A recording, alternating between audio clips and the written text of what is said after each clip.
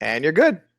Welcome back, everyone, to episode 15 of Kids Deserve It. We hope you've been enjoying our weekly chats with educators and game changers from around the country. This week, we've got another amazing guest.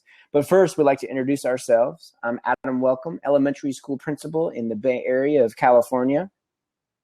And I'm Todd Nesloni, elementary principal in Navasota, Texas. And our special guest today, hope you want to introduce yourself. Yeah, hi everyone. My name is Hope King. I am a 5th and 6th grade teacher at the Ron Clark Academy in Atlanta, Georgia. And I am also a teacher blogger over at Elementary Shenanigans. And we want to remind all of our viewers to participate in the chat along the side. We want to thank you for watching, and we love seeing out what everybody's tweeting out using the Kids Deserve It hashtag on social media as well. So, Hope, we have a few questions for you. So for those of you who don't know who you are, tell us about yourself.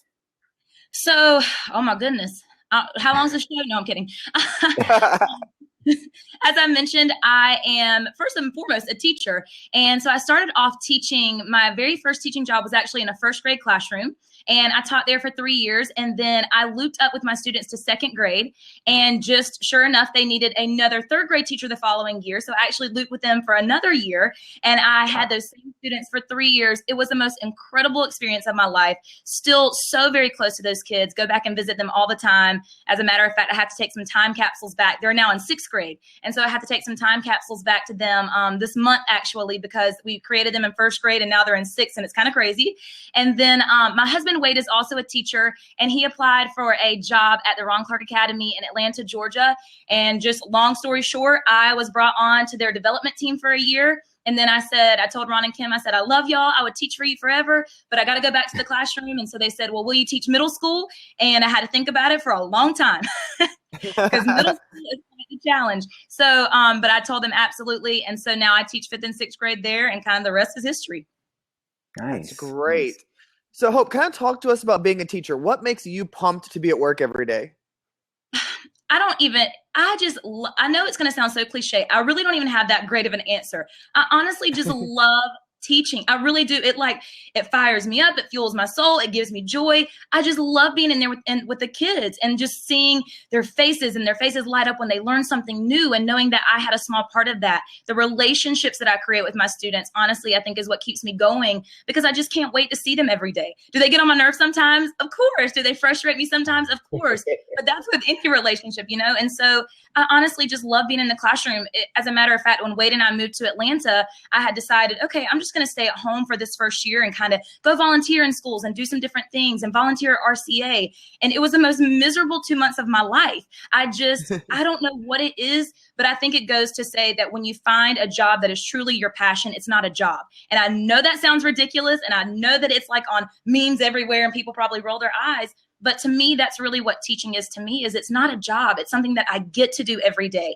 And I think when we are able to look at our professions like that, how can you not be excited? Like, it's impossible not to be excited. So for me, the Lord has blessed me so much, and I'm so blessed that I get to, be in a career that I love, and that it's just not a job to me.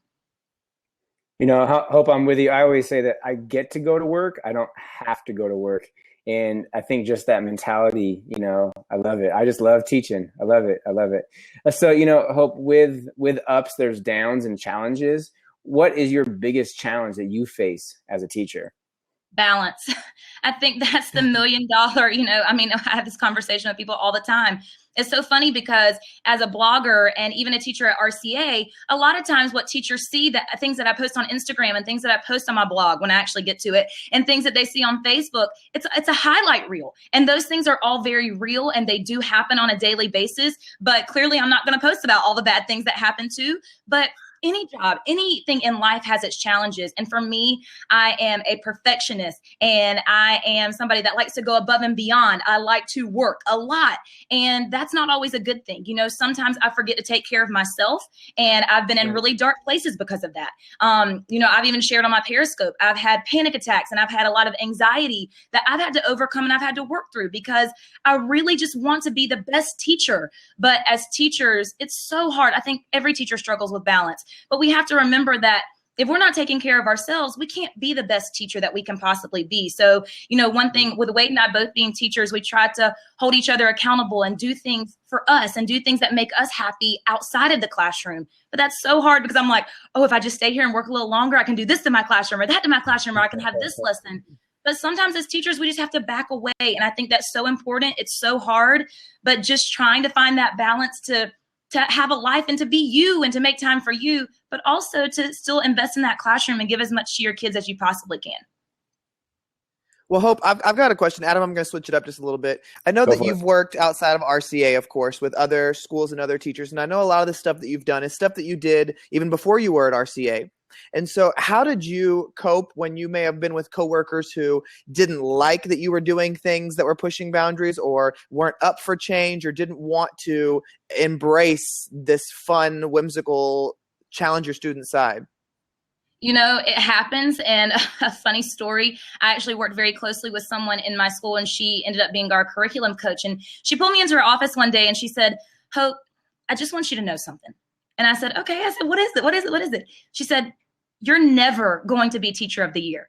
And I was like, oh my God, like, oh, okay. I mean, not really that I was working to be teacher of the year, but I was like, what did I do? Like, what have I done wrong? And so, a lot of it does kind of go back to working in those challenging situations when you do like to go above and beyond and you do like to do things in your classroom. And honestly, I worked with some phenomenal people through the years. And then I worked with some that definitely did not appreciate all the time that I poured into it. It's about being positive. You cannot sit and harp on those things. You cannot sit and talk about those people, because talking about those people is only going to make the situation worse. I say you got to kill them with kindness. You invite them. Hey, I'm going to, transform my classroom into this. Would you like to come teach a lesson in there with me? I mean, just anything. If you're offering up to have them join you and you're offering those things to them and you kill them with kindness, hey, if they want to, be negative, that's them. That's only going to affect them. And unfortunately, I hate to say it, but it affects their students too sometimes. And so it's just a matter of as hard, education. There's a lot of gossip. Come on, y'all. Let's be real. There's a lot of people that talk. But honestly, it's not just education. It's the real world. Like, that's just how it is. So just try to, keep that joy, keep that positive attitude, keep that positive vibe. And if they're talking about you, the only thing they have to talk about you is the positive thing. So you don't want to give them any negative outlet to be able to talk about you. So you just got to try to keep it positive, bite your tongue as much as you can, but ultimately do you. Just do what makes you happy, because you have to worry about the students that are in your classroom. So try not to think about everything that else is going on, outside in the real world. Focus on your students, and they make you happy. So focus on doing things that make them happy and that's going to make them learn and be passionate about education as well. Right. Very nice. Hope, you're well known for your classroom transformations. Can you talk to us a little bit about that?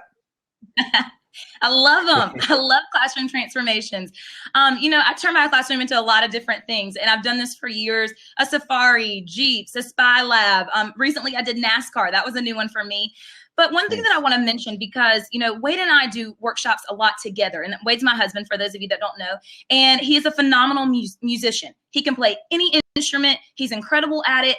And so one thing I want to mention about classroom transformations is a lot of people say, I really want to do it, but that's just not me. And so I think you have to remember to fuse your talents into your classroom. So if your talents are not decorating and transforming your classroom, you know what? That is okay. That is perfectly okay. Wade King hates it. He hates it. It's not his thing. He doesn't like to spend, I enjoy like spending hours just thinking of transformations. He would rather write music and write songs. But you know what? His students are just as engaged in his classroom. He has the music, he has the guitar. And so I think it's so incredibly important. Whatever your talents are, focus on that. Use those in your classrooms, because ultimately that's what you're passionate about. And so that's going to come out in your lessons. But I happen to love classroom transformations. So another thing is, a lot of people will ask me, how do you decide? Like, how do you decide what you want to turn your classroom into? And I say, well, first of all, I think about what I'm teaching, because classroom transformations are great. I love them. But if I'm expecting my decorations to teach my kids, I'm going to get nowhere. And then all of those hours to put that together, I haven't really gained anything.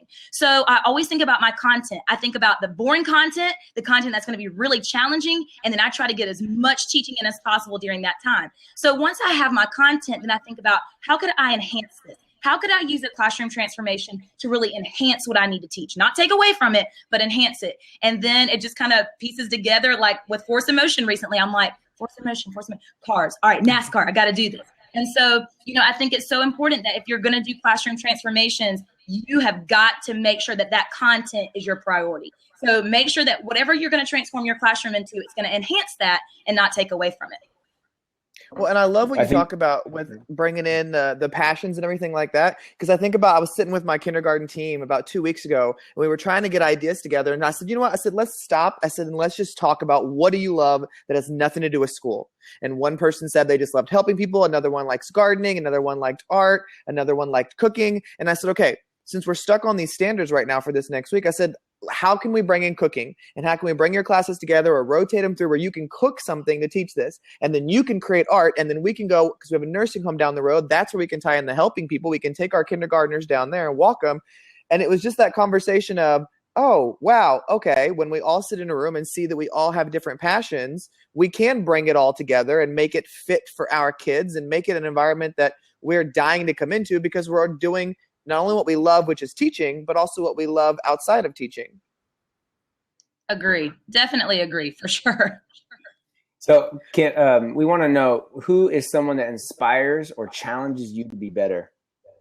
Oh my gosh. Well, I work at the Ron Clark Academy, so that's kind of an easy answer. My husband definitely inspires me on the daily, and he and I are so different, and that's what makes us work so well together. But along with him, Ron and Kim, y'all, they're just incredible people, not just bosses, just incredible people. They are those people that keep everything positive, and they work so hard with their staff. It's amazing to have a boss that doesn't just tell you things to do. And Todd, I'm sure that both of y'all do the same thing. They don't just tell you what to do. They're in those trenches. They're doing it with you. And so that's what makes them my inspiration, is because they're not just saying, oh, I remember way back when I had that trouble in the classroom. Todd, I appreciate so much that you go into your teachers' classrooms, and Adam, I know you do too. I see pictures of it all the time.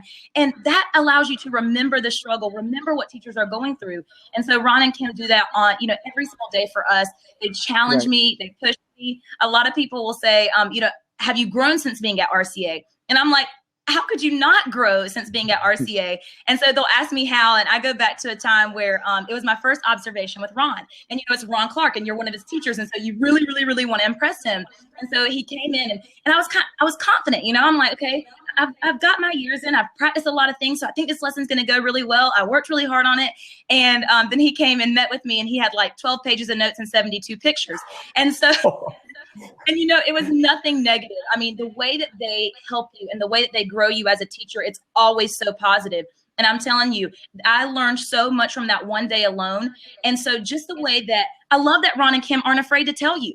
They're not, I feel like a lot of principals are afraid to tell their teachers. They're not afraid, and I'm not afraid to accept it. Now, does it sting sometimes? Of course it's going to sting. We're all human. Right. But I love that they're not afraid to tell you. They tell you in the best way, and that is why they're my inspiration, and that's why I've grown so much, is because they've really not been afraid to push me, and I appreciate that so much. It's the same thing we do with our students. We cannot be afraid to tell our students, no, that's not good enough. No, you can do better. Come on, you've got more than that. Here's what you're doing wrong. Here's how you fix it. But then you build them right back up. And that's what Ron and Kim do. And so they are my inspiration, and they have honestly had so much impact in the teacher that I am today. And I'm so appreciative of them.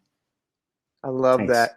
Well, Hope, every week we like our guests to leave a challenge for our viewers. So what is your challenge for them for this week? I'm going to say this, and a lot of people are going to be like, oh, okay, that's so easy. I got that.